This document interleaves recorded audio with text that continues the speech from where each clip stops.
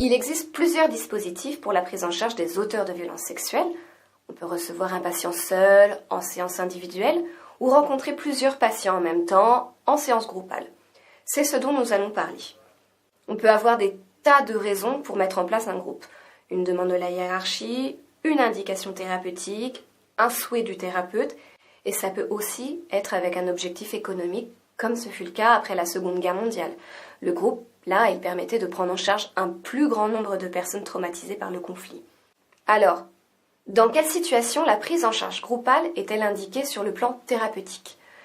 On sait que certains patients ayant commis des violences sexuelles peuvent mettre leur thérapeute dans un état de sidération. On sait aussi que certains patients sont dans des fonctionnements complexes, avec des aménagements défensifs rigides, comme le déni, le clivage ou la relation d'emprise. Ils peuvent attaquer le cadre ou rester dans des discours de surface. Tout cela rend la conduite des entretiens individuels compliquée, et il est difficile de faire alors advenir un processus psychique qui inviterait au changement. Le psychiatre Claude Ballier a beaucoup travaillé sur cette problématique dans les années 80-90.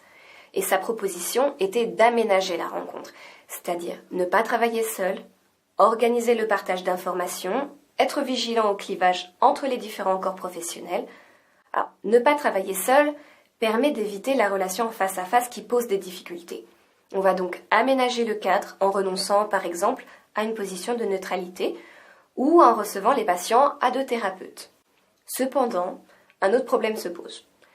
Pour beaucoup de ces patients, une attention trop ciblée sur leur vécu intérieur est perçue comme une intrusion insupportable, parce que ça vient attaquer les aménagements défensifs mis en place, dans lesquels ils sont pris, comme le clivage, le déni. Cette confrontation au déni et la souffrance que la thérapie va engendrer impose d'établir un contenant psychique plus rassurant. Le groupe peut avoir cette fonction de contenant.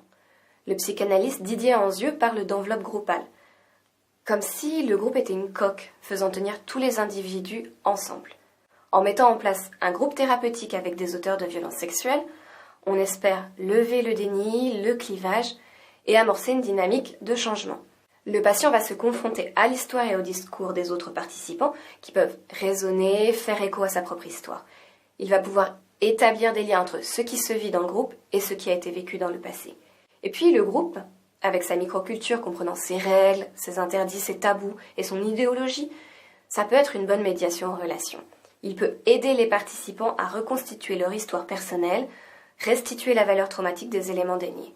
Les angoisses qui naîtront pendant les séances seront alors contenues par le cadre offert par le groupe. Les participants pourront se sentir revalorisés, renarcissisés, soutenus. La cohésion de groupe permet cette mise au travail, dont les effets escomptés sont l'étayage, la valorisation, la reconnaissance des autres membres, l'identification. Par la confrontation au regard des autres participants, ayant déjà expérimenté parfois le dispositif, par un jeu d'identification en fait, cela permet au sujet d'explorer ses propres ressentis émotionnels. L'idée étant d'amener les patients à identifier leurs émotions et à s'approprier celles d'autrui, de façon à comprendre comment leurs actions entraînent des effets chez l'autre, des émotions. Il s'agit d'un travail pour développer l'empathie et l'altérité chez des patients qui présentent souvent des difficultés à décrire leur vécu émotionnel et à percevoir les émotions, avant qu'elles n'entraînent chez eux, pour le coup, un passage à l'acte, seule décharge possible à ce moment-là. C'est pour toutes ces raisons que l'on voit de plus en plus de groupes proposés aux auteurs de violences sexuelles. Pour plus d'informations, rendez-vous sur violencesexuelles.info.